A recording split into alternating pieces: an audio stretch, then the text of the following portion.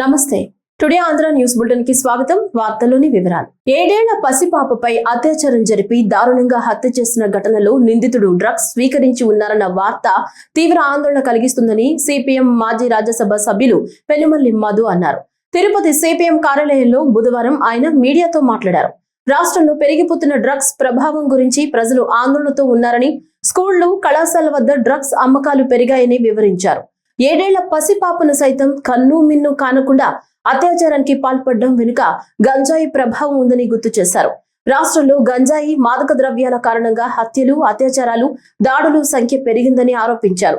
Drugs mafia తీవ్రతను అరికట్టడానికి రాష్ట్ర ప్రభుత్వం తక్షణం పున్నయ్య కమిషన్ తరహాలో రిటైర్డ్ జడ్జితో కమిషన్ ఏర్పాటు చేయాలని డిమాండ్ చేశారు. ఎస్సీ ఎస్టీ అట్రాసిటీస్ నివారించడం కోసం ఏ రకంగా అయితే కమిషన్ ఏర్పాటు చేయబడిందో రిటైర్డ్ జడ్జి చేత ఒక కమిషన్ ఏర్పాటు చేయాలి. ఆ కమిషన్ రాష్ట్ర వ్యాప్తంగా పర్యటన చేయాలి. తల్లిదండ్రులు, స్కూళ్ళ యాజమాన్యాలు, విద్యావంతులు, మేధావులు వాళ్ళందరి యొక్క అభిప్రాయాలు తీసుకోవాలి. నివారణకి చర్యలు వెంటనే చేపట్టాలని చెప్పేసి మేము డిమాండ్ చేస్తున్నాం. జస్టిస్ పున్నయ్య కమిషను ఇచ్చిన సిఫార్సులు లాంటి సిఫార్సులు ఈ పర్యటన అనంతరం రావాలి. ఆ రకంగా ఇది ఒక ఉద్యమంగా, ప్రజా ఉద్యమంగా రాష్ట్రంలో విద్యావంతులందరినీ సమీకరించేటువంటిదిగా డాక్టర్లు, లాయర్లు, ఇతర ప్రముఖులు అందరినీ సమీకరిస్తే ఈరోజు ఏ రాజకీయ నాయకులైతే దీని వెనకాల ఉండి ఈ గంజాయి అమ్మకానికి కారణం అవుతుందో అవన్నీ కూడా వెలుగులోకి రావాలి. అప్పుడు మాత్రమే ఇవి అదుపు అవుతాయి. దీనికేదో తాత్కాలిక చర్యలు, క్యాబినెట్ నిర్ణయాలు, మంత్రుల యొక్క ప్రకటనలు వీటితో ఇది అయ్యేది కాదు. అందుకని వెంటనే ఏకసభ్య కమిషన్ ఒక రిటైర్డ్ జడ్జి చేత వెంటనే ఏర్పాటు చేయాలని చెప్పి రాష్ట్ర ప్రభుత్వానికి ఏమాత్రం చిత్తశుద్ధి ఉన్నా అలాంటి కమిషన్ వేసి తన చిత్తశుద్ధిని రుజువు చేసుకోవాలని చెప్పేసి మేము డిమాండ్ చేస్తున్నాం. ఏలూరు జిల్లా కోట రామచంద్రాపురం ఐటీడీఏ పరిధిలో ఉన్న 5 మండలాలలో అబోర్షన్లు ఎక్కువగా జరుగుతున్నాయని, ఇది బాధాకరమైన విషయమని రాష్ట్ర మహిళా కమిషన్ చైర్పర్సన్ రాయపట్టి శైలజ పేర్కొన్నారు. బుట్టాయిగూడెం మండలం కేఆర్పురం ఐటీడీఏ కార్యాలయంలో అధికారులతో మంగళవారం ఆమె వివిధ అంశాలపై సమీక్షించారు. అనంతరం శైలజ ప్రాథమిక ఆరోగ్య కేంద్రాన్ని సందర్శించి మీడియాతో మాట్లాడుతూ గత 9 నెలల కాలంలో జిల్లాలో 281 అబార్షన్లు జరిగాయని, వీటిలో ఎక్కువగా కేఆర్పురం ఐటీడీఏ పరిధిలోనే ఉన్నాయన్నారు. ఒక పక్క కేంద్ర రాష్ట్ర ప్రభుత్వాలు మహిళల అభివృద్ధికి పెద్దపీట వేస్తుంటే, మరోపక్క ఇటువంటి ఘటనలు జరగడం బాధాకరమైన విషయమని పేర్కొన్నారు. ఈ అబార్షన్లకు గల కారణాలను క్షేత్రస్థాయిలో తెలుసుకునేందుకు తాను పర్యటనకు రావడం జరిగిందని చెప్పారు. దీనిపై ఒక నివేదికను రాష్ట్ర ప్రభుత్వానికి, అదేవిధంగా జిల్లా కలెక్టర్కు అందించడం జరుగుతుందని వివరించారు.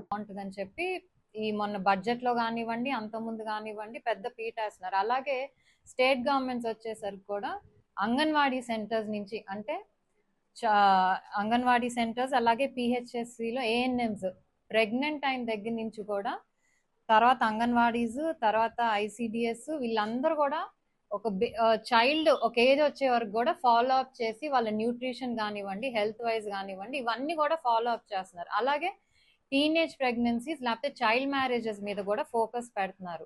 సో ఈ 281 అబార్షన్స్ అనేది మాకు కొంచెం నంబర్ కొంచెం ఎక్కువగా అనిపించి అసలు ఏం జరుగుతుంది ఏంటి ఇక్కడ, ఎందుకు ఈ ఏరియాలోనే ఎందుకు ఇన్ని వస్తున్నాయి? ఎందుకంటే యావరేజ్గా ఏలూరు డిస్ట్రిక్ట్ చూసుకుంటే 9 పాయింట్ ఏదో చేంజ్ ఉంటే, ఒట్టి ఈ మండలాలు ఏదైతే ఈ ఐటీడీఏ ఈ ఏరియా ఉందో కొంచెం 5 మండలాల్లో 12 పాయింట్ చేంజ్ అంత పర్సంటేజ్ ఉంది యావరేజ్. సో ఇది కొంచెం బిగ్ నంబర్. అంటే సో బేసిక్లీ ఇక్కడికి వచ్చింది ఏంటంటే ఒకసారి రివ్యూ చేయడానికి, ఏదైతే అబార్షన్స్ ఉన్నాయో కొన్ని ఎట్ హోమ్ అవుతున్నాయని చెప్తున్నారు, కొన్ని ఏమో బయటకు వెళ్ళి చేయించుకుంటున్నారు అంటున్నారు. సో ఎందుకు రీజన్స్, మనం ఎక్కడ ఈ హెల్త్ అనేది ఇదవుతుంది, ఎందుకు అబార్షన్స్ జరుగుతున్నాయి అనేది ఈరోజు రివ్యూ చేయడానికి వచ్చాము. సో దీంట్లో ఏంటంటే రకరకాల కారణాలు ఉంటున్నాయి. ఒకటి మేబీ టీనేజ్ ప్రెగ్నెన్సీస్ అయితే మేబీ అన్వాంటెడ్ అని అదొక రీజన్ చెప్తున్నారు. లేకపోతే వేరే హెల్త్ ఇష్యూస్ ఏంటంటే ట్రావెల్ ఇష్యూస్ వల్ల దూరం నుంచి రావాలి కాబట్టి అదొక ఇష్యూ అని చెప్తున్నారు. సో అసలు ఈ నంబర్స్ చెక్ చేయడానికి, ఎందుకంటే మన న్యూట్రిషన్ ప్రెగ్నెంట్ మదర్స్ కి న్యూట్రిషన్ బాగుండాలని చెప్పి టీహెచ్ఆర్స్ కూడా వన్స్ రిజిస్టర్ చేసుకున్నాక ఏఎన్సీ రిజిస్ట్రేషన్. నంద్యాల జిల్లా శ్రీశైలం మహాక్షేత్రంలో మహాశివరాత్రి బ్రహ్మోత్సవాల్లో భాగంగా శ్రీ స్వామి అమ్మవార్ల నిత్య కళ్యాణ మండపంలో సదస్యం నాగవల్లి ఆస్థానం కార్యక్రమం నిర్వహించారు. సదస్యం కార్యక్రమంలో వేద పండితులచే వేద స్వస్తి నిర్వహించి నాగవల్లి కార్యక్రమంలో శివరాత్రి పర్వదినం రోజున కళ్యాణోత్సవం జరిపించబడిన అమ్మవారికి ఆగమశాస్త్రం సంప్రదాయం ప్రకారం మెట్టెలు నల్లపూసలను సమర్పించారు. అనంతరం బ్రహ్మోత్సవాల్లో భాగంగా ధ్వజావరోహణ నిర్వహించారు.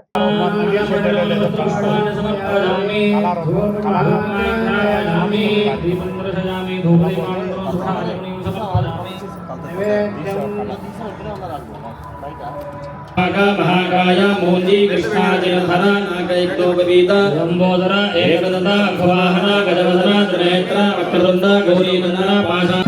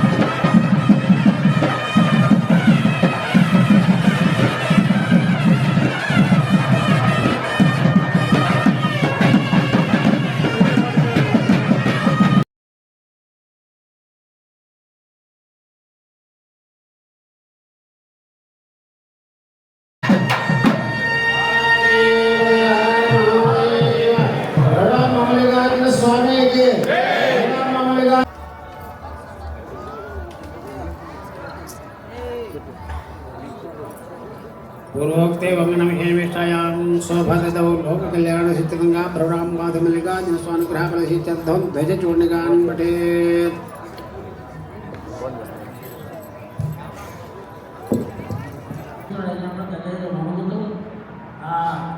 నాయకుడైనటువంటి శంకరదాసు అనేటువంటి ఆ ముఠా నాయకుడు అడిగినప్పుడు అప్పుడు మహానుభావ మహేశ్వర బాంధవాశ్రోడమురాశ స్వదేశో భవనత్రయం, మా తల్లిదండ్రులు మీరే, మా బంధువులు మీరే, కొత్తగనాలే మీలోకమే మాలో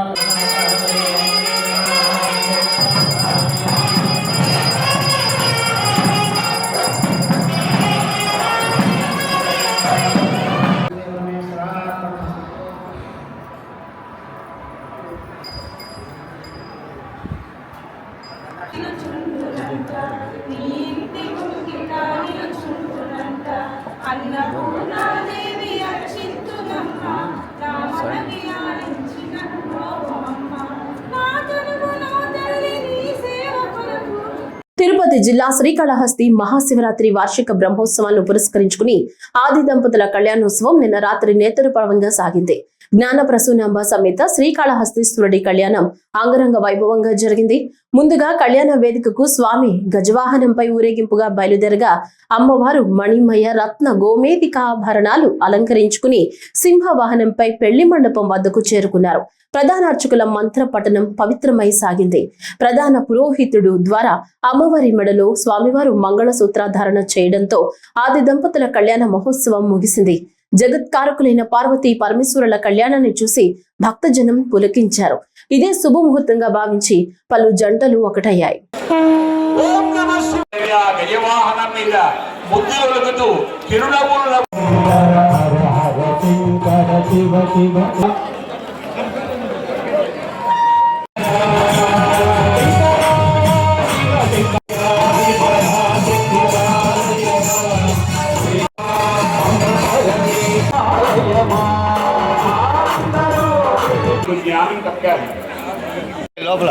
మన మనస్సంతా కూడా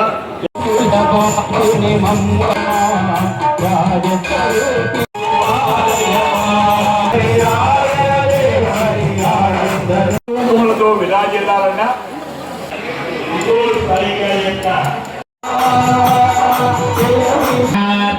శృణ్వంతు నా దివ్యా త్రయంబకే దేవి వాయుః शन्नो अदितिर्भवतु सोमो अधिश्रितः सोमेनाधिसव्येन प्रदशात् यथा గజవాహనం మీద ముద్దులొలుగుతూ చిరునవ్వులు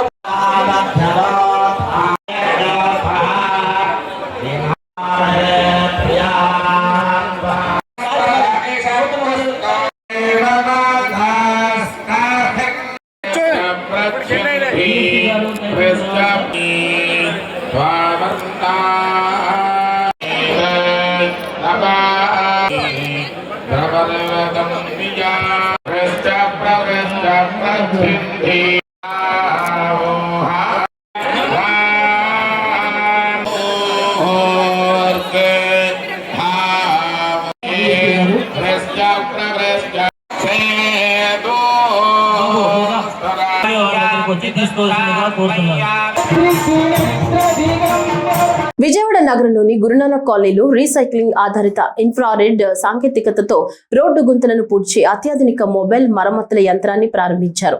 ఈ నూతన యంత్రాన్ని కేశినేని శివనాథ్ మరియు గద్దె రామ్మోహన్ కలిసి ప్రారంభించారు. ఎన్కాప్ సహకారంతో విజయవాడకు ఈ ఆధునిక టెక్నాలజీ అందిందని ఎంపీ కేశినేని శివనాథ్ తెలిపారు. త్వరలో నగరాభివృద్ధి కోసం 32 కోట్ల పూర్తి గ్రాంట్ మంజూరవుతుందని ఎన్కాప్ హామీ ఇచ్చిందని వెల్లడించారు. గత 5 ఏళ్లుగా వీఎంసీ కౌన్సిల్లో టీడీపీ నాయకులు, కార్పొరేటర్లు అనేక ఇబ్బందులు ఎదుర్కొన్నారని ఎంపీ వివరించారు. విజయవాడ అభివృద్ధికి సంబంధించిన ప్రతిపాదనలు అన్ని వైసీపీ కౌన్సిల్ తిరస్కరించిందన్నారు. అండర్ గ్రౌండ్ డ్రైనేజీ ప్రాజెక్టు కోసం 600 కోట్లు వచ్చినప్పటికీ ఆమోదం ఇవ్వలేదని ఆరోపించారు. ఇంకా 5-6 రోజుల్లో వైసీపీ కౌన్సిల్ రద్దు కానుందని, అది విజయవాడ నగరానికి ఉపశమనం అవుతుందని ఎంపీ వ్యాఖ్యానించారు. రాబోయే కొత్త కౌన్సిల్ తో రోడ్లు, డ్రైనేజీలు, స్ట్రాంగ్ వాటర్ సమస్యలను పరిష్కరిస్తామని హామీ ఇచ్చారు. విజయవాడను అమరావతి ప్రాంతంలో మోడల్ సిటీగా తీర్చిదిద్దుతామని పేర్కొన్నారు. అందరికీ నమస్కారం. ఇవాళ విజయవాడ నగర పాలక సంస్థకి ఇన్ఫ్రారెడ్ మిషన్ కేంద్ర 15th ఫైనాన్షియల్ కమిషన్ గ్రాంట్ ద్వారా 1,48,00,000 రూపాయలు ఖరీదైన ఈ మిషన్ ఎన్కాప్ ద్వారా మనకి విజయవాడ మున్సిపల్ కార్పొరేషన్కి రావడం జరిగింది. ఈ మిషన్ యొక్క ప్రత్యేకత, ఎక్కడైనా రోడ్లు గుంటలున్నా, ఎక్కడైనా రోడ్లు కనుక ఎత్తుపల్లాలు ఉన్నా ఈ మిషన్ని తీసుకుని వెళితే ఈ మిషన్ రోడ్డు గ్యాప్స్ని ఫిల్లింగే కాకుండా రోడ్డుకున్న ఎత్తు పల్లాలను కూడా కుదించే విధంగా ఉన్న మిషన్ ఇది. దీంట్లో ముఖ్యమైన ప్రత్యేకత ఏంటంటే 98% ఆఫ్ కార్బన్ ఎమిషన్ కంట్రోల్ అవుతుంది. ఎందుకంటే మనం ఇవాళ ఎంతో అన్ని నగరాలు చూస్తే పొల్యూషన్ చాలా ఎక్కువగా ఉంది. ఈ మిషన్ వాడటం వల్ల మనం సాంప్రదాయక పద్ధతిలో ఏ విధంగా అయితే మన బిటుమిన్ని కాల్చి రోడ్డు వేస్తామో ఇది అటువంటి పరిస్థితి కాకుండా ఈ మిషన్లో ఇన్ఫ్రారెడ్ మిషనరీ ద్వారా సేమ్ టెంపరేచర్, పాత బిటుమిన్కి ఇప్పుడు వేసేదానికి కొత్త బిటుమిన్కి సేమ్ టెంపరేచర్ మెయింటైన్ చేసి ప్యాచ్ నీట్గా ఉండటమే కాకుండా అతి త్వరలోనే, అంటే పెట్టిన 15 నిమిషాల్లోనే ఎంత సైజు గోతునన్నా పూడ్చగలిగే మిషన్ రావటం చాలా ఆనందంగా ఉంది. తప్పకుండా ఇటువంటి అత్యాధునిక మిషన్లు రావటం విజయవాడ మున్సిపల్ కార్పొరేషన్కి రేపు రాబోయే కాలంలో అమరావతిలో ప్రాంతమైన ఈ విజయవాడలో ఇటువంటి వాటి ద్వారా మనం ముందుగా పొల్యూషన్ కంట్రోల్ చేసుకోవచ్చు. రోడ్లు మనం చూస్తే ఎక్కడా కూడా అక్కడ వేసిన రోడ్డు చాలా స్మూత్గా కూడా చాలా త్వరగా మనం రోడ్డు వేస్తుంటే కంకర గుట్టలు ఇటువంటివన్నీ ఏమీ లేకుండా వీళ్ళు తీసుకొచ్చే విధానం చాలా బాగుంది. తప్పకుండా మరిన్ని మిషన్లు ఇక్కడ విజయవాడకి రావాలని కోరుకుంటున్నాం. మనకి సుమారు 25 కోట్లు గ్రాంట్ శాంక్షన్ అయితే మనం 32 కోట్లు అడుగుతూ జరిగింది ఎన్కాప్ వారిని. త్వరలో మొత్తం 32 కోట్లకి సరిపడా గ్రాంట్కి ఏమేమి వస్తున్నాయో కూడా విజయవాడ మున్సిపల్ కార్పొరేషన్కి త్వరలో లిస్టు రాబోతుంది. అన్నిటికన్నా ముఖ్యంగా విజయవాడ మున్సిపల్ కార్పొరేషన్ గత 5 సంవత్సరాల నుంచి తెలుగుదేశం పార్టీ నాయకులు కానీ కార్పొరేటర్లు కానీ ఎంతో ఇబ్బందులు ఎదుర్కొంటున్నారు. మనం విజయవాడ నగరానికి అభివృద్ధి చేద్దాం అనుకుంటే ప్రతిదీ కూడా కౌన్సిల్లో రిజెక్ట్ అవుతుంది. మొన్నే చేసాం, అండర్ గ్రౌండ్ డ్రైనేజీకి రాష్ట్ర ప్రభుత్వం నుంచి 600 కోట్లు వస్తే కూడా వాటిని కూడా రిజెక్ట్ చేసిన కౌన్సిల్ ఇది విజయవాడ అభివృద్ధికి కోరుకోవట్లేదు. త్వరలో ఇంకొక 5-6 రోజుల్లో ఇవాళ ఉన్న వైసీపీ కౌన్సిల్ రద్దు కాబోతుంది, టైం అయిపోయింది.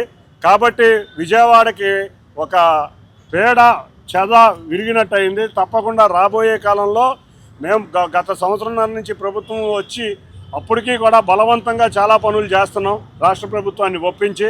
రాబోయే కాలంలో రాష్ట్ర ప్రభుత్వాన్ని ఒప్పించి ఇక్కడ ఉన్న అన్ని రోడ్లు, డ్రైనేజీలు, అంతేకాకుండా స్ట్రాంగ్ వాటర్, వీటన్నిటికీ కూడా సొల్యూషన్ రాబోయే కొత్త కౌన్సిల్లో కానీ రాష్ట్ర ప్రభుత్వం ద్వారా కానీ సిద్ధిస్తామని తెలియజేసుకుంటూ ఇటువంటి ఆధునిక యంత్రాలు మరిన్ని వచ్చి విజయవాడ నగరంలో రోడ్ల పరిస్థితి మెరుగుపడాలి, పారిశుధ్యం మెరుగుపడాలని కోరుకుంటూ అందరికీ ధన్యవాదాలు.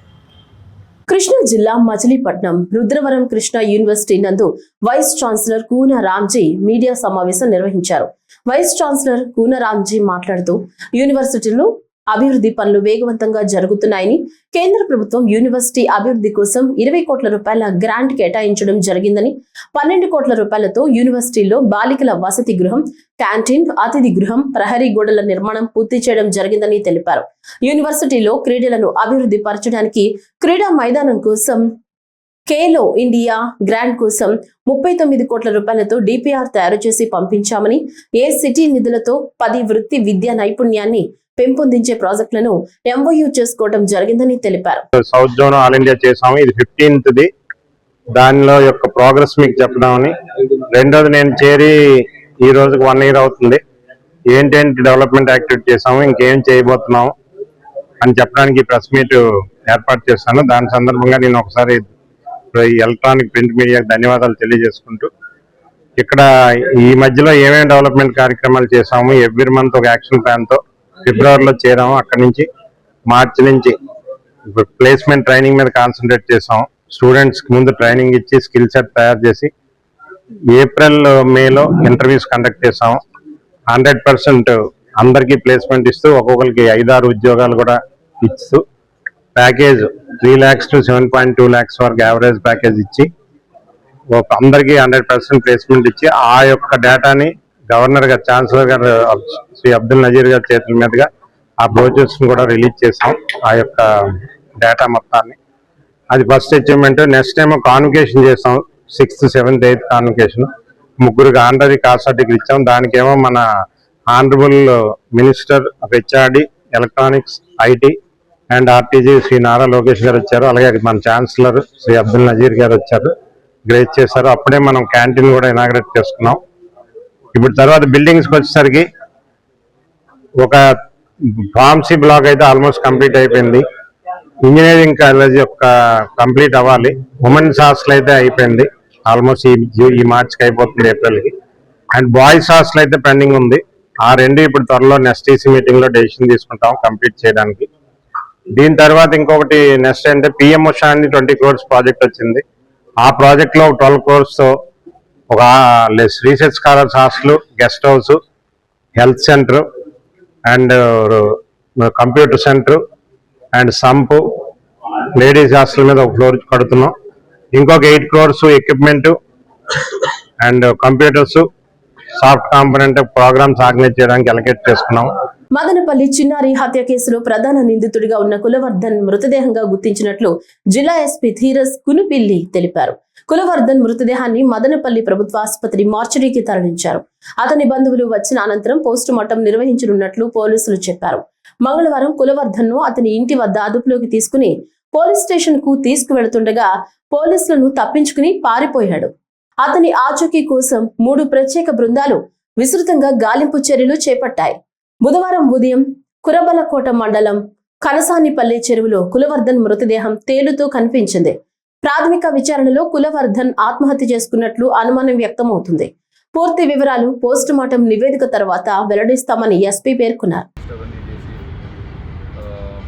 పెద్ద సెన్సేషన్ న్యూస్ అది కూడా చేయడం జరిగింది. చాలా దురదృష్టవశాత్తు జరిగిన ఇన్సిడెంట్ ఇది. పోలీస్ శాఖ మరియు రాష్ట్ర ప్రభుత్వం అంతా కూడా చింతిస్తున్న ధోరణి.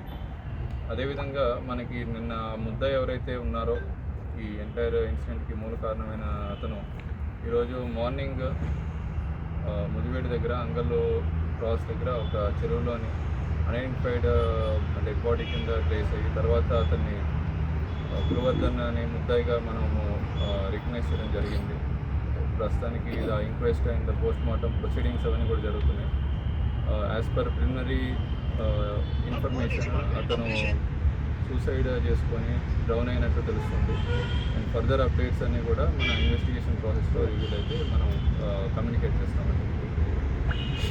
భారత నేవీ శక్తి సామర్థ్యాలను ప్రపంచానికి చాటి చెప్పేలా విశాఖ సాగర తీరంలో అంతర్జాతీయ నౌకాదళ సమీక్ష ఉత్సాహంగా సాగింది. ఈ ఐఎఫ్ఆర్ సముద్ర భద్రతలో భారత్ పోషిస్తున్న కీలక పాత్రను ప్రపంచానికి చాటి చెప్పింది. దీంతో విశాఖ నగరం మరోసారి అంతర్జాతీయ స్థాయి గుర్తింపును సాధించింది. రష్యా, ఆస్ట్రేలియా, యుఏఈ తదితర దేశాల నుంచి వచ్చిన పలు విదేశీ నౌకలు, భారత నేవీకి చెందిన 45 నౌకలు, కోస్ట్ గార్డ్, మర్చెంట్ నేవీ, పరిశోధన నౌకలు విశాఖ సముద్ర గర్భంలో అద్భుత దృశ్యాన్ని ఆవిష్కరించాయి. ఐఎన్ఎస్ సుమేధ నౌకపై రాష్ట్రపతి ద్రౌపది ముర్ము ప్రయాణిస్తూ నౌకలపై బారులు తీరిన నేవీ సిబ్బంది నుంచి గౌరవవందనం స్వీకరించారు. రాష్ట్రపతితో పాటు ఆంధ్రప్రదేశ్ గవర్నర్ ఎస్ అబ్దుల్ నజీర్, ముఖ్యమంత్రి నారా చంద్రబాబు నాయుడు ఈ వేడుకలను ప్రత్యక్షంగా వీక్షించారు.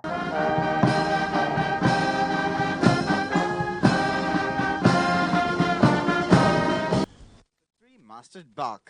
She has 20 sails, which together provide nearly 10,000 square feet.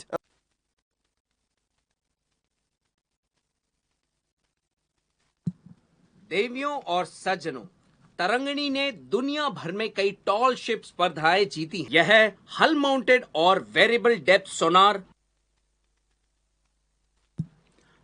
Coming up on your left with pennant number Alpha 61 is a catamaran-hulled torpedo launch and recovery vessel, Indian naval ship Astradharini, presently commanded by Lieutenant Commander Anurag Daima. INS अस्त्रधारिणी को नौसेना विज्ञान तकनीकी प्रयोगशाला proudly sails under the motto Sword to Victory, embodying its lethal capability and swift response doctrine. శాసనసభ budget సమావేశాల్లో ఈ ఉదయం సభ ప్రారంభం కాగానే సభాపతి చింతకాయల అయ్యన్న పాత్రుడు ప్రశ్నోత్తరాలను ప్రారంభించగా సభ్యులు అడిగిన ప్రశ్నలకు ఆయా శాఖల మంత్రులు సమాధానమిచ్చారు. 50 పడకల ఆసుపత్రులను 100 పడకల ఆసుపత్రులుగా ఉన్నతీకరణ అంశంపై పలువురు సభ్యులు అడిగిన ప్రశ్నలకు రాష్ట్ర వైద్య ఆరోగ్య శాఖ మంత్రి వైఎస్ సత్యకుమార్ యాదవ్ సమాధానమిచ్చారు. ప్రజల ఆరోగ్య సంరక్షణకు రాష్ట్ర ప్రభుత్వం చిత్తశుద్ధితో కృషి చేస్తోందని తెలిపారు. కేంద్ర ప్రభుత్వ సహకారంతో ట్రామా సెంటర్ల ఏర్పాటుకు ప్రభుత్వం చర్యలు తీసుకుంటోందన్నారు. 50 పడకల కన్నా తక్కువ సామర్థ్యం ఉన్న ఆసుపత్రులను నియోజకవర్గాల వారీగా వాటిని 100 పడకల ఆసుపత్రులుగా తీర్చిదిద్దే ప్రతిపాదనలు ప్రభుత్వం దగ్గర ఉన్నాయన్నారు. గౌరవ శాసనసభ్యులు తమ నియోజకవర్గంలోని ప్రజల ఆరోగ్య సంరక్షణ పట్ల ఆవేదన వెలిబుచ్చారు అధ్యక్ష. అయితే నేను చెప్పినట్టుగా ఈ అప్గ్రేడేషన్ ని 30 పడకల నుంచి 50 పడకలు కానీ 50 పడకల నుంచి 100 పడకలకి అనేక వీటిని ప్రమాణాలు తీసుకొని జాగ్రఫికల్ నీడ్ కానీ లేక లోకల్ ఎపిడెమియాలజీ కానీ లేదా డిసీజ్ బర్డన్ కానీ లేదా కమ్యూనిటీ రిక్వైర్మెంట్ ఇప్పటికే అనేక ఒక 39 ప్రతిపాదనలు కూడా ప్రభుత్వం దృష్టికి వచ్చాయి. వీటిని కూడా ఆర్థిక శాఖ ముందు ఉంచడం జరిగింది. అదేవిధంగా గౌరవ ముఖ్యమంత్రి గారు కూడా దృష్టికి కూడా తీసుకెళ్ళడం జరుగుతుంది. ఇప్పటికే కొన్ని విషయాల్లో గన్నవరము ప్రతిపాదన కూడా దీంట్లో ఉంది, కోవూరు ప్రతిపాదన కూడా దీంట్లో ఉంది, ఈ కోవూరు నెల్లూరు కోవూరు ప్రతిపాదన ఉంది, అదేవిధంగా గోదావరి జిల్లా ప్రతిపాదన కూడా దీంట్లో ఉంది అధ్యక్ష. అదేవిధంగా ట్రామా సెంటర్ల గురించి అడిగారు. కేంద్ర ప్రభుత్వం ఇటీవల బడ్జెట్లో ప్రతి 100 కిలోమీటర్లకి ఒక ట్రామా సెంటర్ను నిర్మించాలని ఒక ప్రతిపాదన చేసింది అధ్యక్ష. దాని కారణంగా 0 అవర్లో ఎవరు కూడా ప్రాణాలు కోల్పోవడం, ఇప్పటికే STEMI segment elevated myocardial infarction కార్యక్రమం ద్వారా 0 అవర్లో ప్రాణాలను కాపాడే ప్రయత్నం చేస్తున్నాం. అదేవిధంగా ట్రామా సెంటర్లు కూడా కేంద్రం నుంచి కూడా సహకారం అందిస్తుంది కాబట్టి ఖచ్చితంగా గౌరవ శాసనసభ్యుల కోరిక మేరకు ఆ ఆసుపత్రుల్లో ట్రామా సెంటర్లు నిర్మాణం ప్రయత్నం చేస్తాం. ఉమ్మడి ఉభయ గోదావరి జిల్లాల్లో మురుగునీటి వ్యవస్థను వీలైనంత త్వరగా పరిష్కరిస్తామని రాష్ట్ర వ్యవసాయ శాఖ మంత్రి కింజరాపు అచ్చెన్నాయుడు తెలిపారు. శాసనసభ ప్రశ్నోత్తరాల సమయంలో రాజోలు నియోజకవర్గం రైతులకు ఆర్థిక సాయం అంశంపై పలువురు సభ్యులు అడిగిన ప్రశ్నలకు మంత్రి సమాధానమిస్తూ ఆ ప్రాంత రైతుల సమస్యలను పరిష్కరించేందుకు ప్రభుత్వం అన్ని చర్యలు తీసుకుంటున్నట్లు తెలిపారు. నేను నిమ్మల రామానాయుడు గారు ఇద్దరం కలిసి దీన్ని శాశ్వతంగా పరిష్కారం చేయాలంటే ఏదో సంవత్సరానికి 2 కోట్లు 3 కోట్లు ఇస్తే దానివల్ల ఫలితం ఉండదు. ఈ 2 జిల్లాల్లో సమగ్రంగా డ్రైనేజ్ సిస్టమ్ మార్చాలంటే మనం ఒక ప్రాజెక్ట్ రూపంలో తీర్చుకోవాలని చెప్పి ఆలోచన చేసి 15 కోట్ల రూపాయలు అధ్యక్ష ఓన్లీ దాన్ని ఎస్టిమేషన్ వేయడానికి సర్వే చేయడానికి రిలీజ్ చేశాం అధ్యక్ష. ఇప్పుడే గౌరవ సభ్యులు చెప్పినట్టుగా రైడార్ సర్వే జరుగుతుంది. వీలైనంత తొందరగా ఈ 2 జిల్లాల్లో డ్రైనేజ్ సర్వే అంతా చేసి గౌరవ ముఖ్యమంత్రి గారి దృష్టిలో పెట్టి ఏదైనా ఒక బ్యాంకు సహకారం తీసుకొని డ్రైనేజీలన్నీ ఒకే సందర్భంలో బాగు చేయడానికి ఒక ఆలోచన చేస్తున్నామని చెప్పి మీ ద్వారా ఆ 2 జిల్లాల్లో ఉన్నటువంటి గౌరవ సభ్యులకి ప్రజలకి తెలియజేస్తున్నాం. రెవెన్యూ సమస్యల పరిష్కారానికి ప్రభుత్వం ప్రత్యేక చర్యలు తీసుకుంటున్నట్లు రాష్ట్ర రెవెన్యూ శాఖ మంత్రి అనగాని సత్యప్రసాద్ తెలిపారు.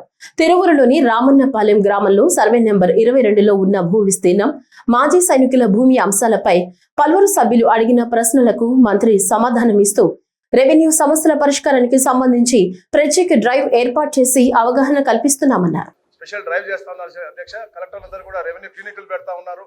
దాంట్లో మంచి స్పందన వస్తూ ఉంది అధ్యక్ష. ఏదైతే రాష్ట్రంలో దాదాపుగా 1,80,00,000 ఎకరాలు ఈ 22A ఉంది అధ్యక్ష. దాన్ని ఎక్కడైతే ప్రైవేట్ భూమి కానీ లేదా పేదలకు లబ్ధి పొందే విధంగా గౌరవ ముఖ్యమంత్రి గారు చాలా క్లియర్ చెప్పి లార్జర్ ఇంట్రెస్ట్ గా పేదలకు ఎక్కడైనా మంచి జరుగుతుంది అంటే తప్పకుండా ప్రభుత్వం తరఫున నిర్ణయం తీసుకుందాము.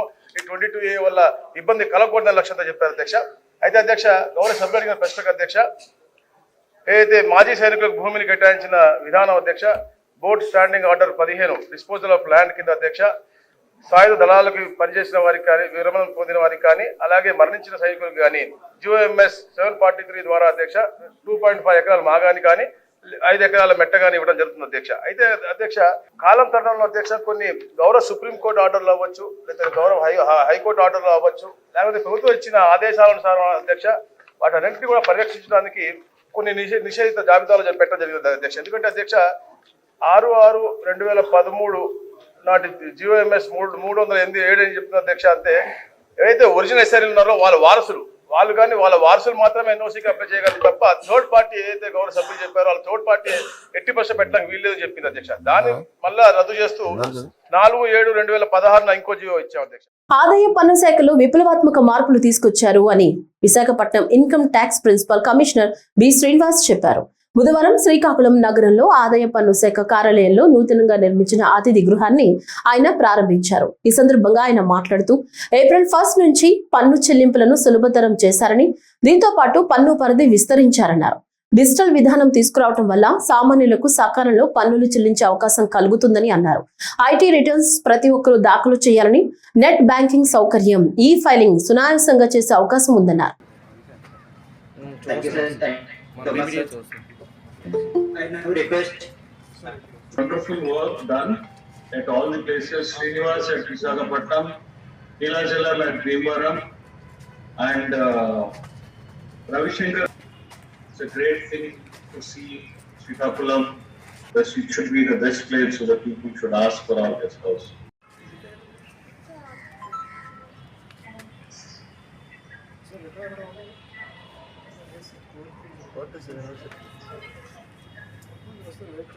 Neelachalam at Bhimavaram, done its best. And renovated office, the credit goes to Srinivas. I thank each one of you for contributing, for sharing, and for not commenting on these people who have worked very hard. I thank you all on behalf of my team at India, Shrikant, Barkar, Shiv, and everybody. I want you to take your efforts forward, and anything little we can do to enhance either Srikakulam office or Vizag involved. So much of disturbance also, so that before the summer starts we can do it. So with regard to the main building, I don't know, we are still trying what we can do there. Let me see what best I can do. I'll try to do it. I thank all the JCITs. Rajahmundry JCIT have entrusted work. Hopefully he will do it. Srikakulam జిల్లా జలుమూరు మండలం శ్రీముఖలింగేశ్వర స్వామి దేవస్థానంలో చక్ర తీర్థ స్నానాలు పుణ్యక్రతువు పటిష్ట police బందోబస్తు నడుమ ప్రారంభమైంది. భక్తులకు ఎటువంటి అసౌకర్యం లేకుండా సమగ్ర భద్రతా ఏర్పాట్లు చేశారు. జిల్లా యంత్రాంగమంతా శ్రీముఖలింగంలో నిమగ్నమై చక్ర తీర్థ స్నానాలు ప్రశాంతంగా నిర్వహించడానికి అన్ని ఏర్పాట్లు చేశారు. శ్రీముఖలింగం ఆలయ ఆవరణలో ఏర్పాటు చేసిన పోలీస్ కమాండ్ కంట్రోల్ రూమ్ నుంచి శ్రీకాకుళం జిల్లా ఎస్పీ కెవి మహేశ్వరరెడ్డి నిరంతర పర్యవేక్షణలో పకడ్బందీ ఏర్పాట్ల మధ్య చక్ర యాత్ర ప్రారంభమైంది.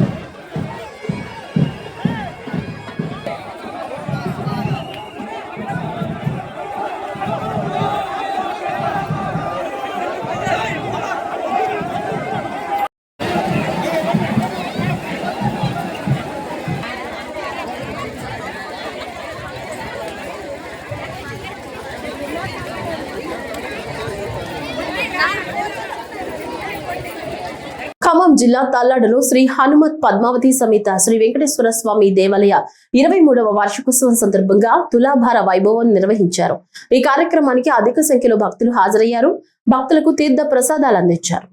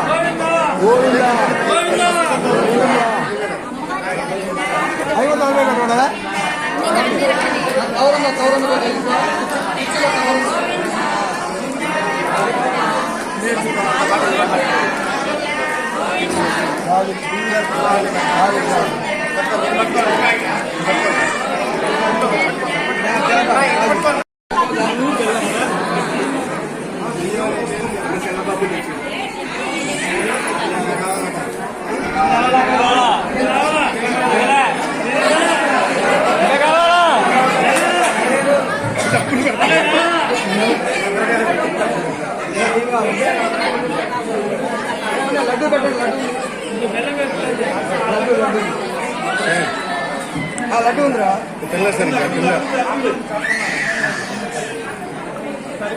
అడుగుతారు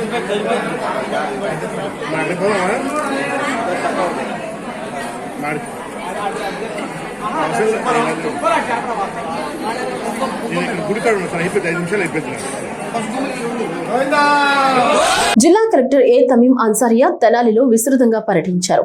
తెనాలి మున్సిపల్ పరిధిలోని మురుగునీటి శుద్ధి ప్లాంట్, టిట్కో గృహాలు, డంపింగ్ యార్డ్, బురిపాలెం రోడ్లో అర్బన్ హౌసింగ్ లేఅవుట్, ఘన వ్యర్థాల నిర్వహణ కేంద్రం, నైపుణ్య అభివృద్ధి శిక్షణ కేంద్రాలను పరిశీలించారు. అన్ని పనులను త్వరితగతిన పూర్తి చేయాలని సంబంధిత అధికారులను ఆదేశించారు. ఈ సందర్భంగా మీడియాతో మాట్లాడుతూ మున్సిపల్ ప్రాంతంలోని ఎస్టీపీలో ప్రస్తుతం రోజుకు 10 MLD మురుగునీటిని శుద్ధి చేస్తున్నట్లు తెలిపారు. మున్సిపాలిటీ పరిధిలో మొత్తం 17 MLD మురుగునీరు శుద్ధి చేయాల్సి ఉందన్నారు. ఘన వ్యర్థాల నిర్వహణ వ్యవస్థను కూడా పరిశీలించినట్లు చెప్పారు. తెనాలి మున్సిపల్ ఏరియాలో ఇక్కడ ఉన్న ఏదైతే 10 MLD ఎస్టీపీ ప్లాంట్ ఉందో దాన్ని విజిట్ చేయడం జరిగింది. అంటే ఇక్కడ waste management, both solid waste management, liquid waste management ఎలా ఉంది, ఎలా చేస్తున్నాము దాని గురించి అడిగి తెలుసుకోవడం జరిగింది. అదేవిధంగా ఇక్కడ టిట్కో హౌస్ అండర్ కన్స్ట్రక్షన్స్ ఉంది. దాదాపు 1008 యూనిట్స్ ఇక్కడ కన్స్ట్రక్షన్స్ జరుగుతుంది. సో దాన్ని కూడా వేగవంతం చేయడానికి, అదేవిధంగా క్వాలిటీగా కన్స్ట్రక్ట్ చేయాలి అని చెప్పడం జరిగింది. దాన్ని కూడా విజిట్ చేయడం జరిగింది. ఇంకొకటి ఇక్కడ మనకు Buripalem urban layout, housing layout ఉంది. సో దాన్ని కూడా హౌసింగ్ మీద కూడా గవర్నమెంట్ ఎక్కువ ఫోకస్ చేయడం జరుగుతున్నది.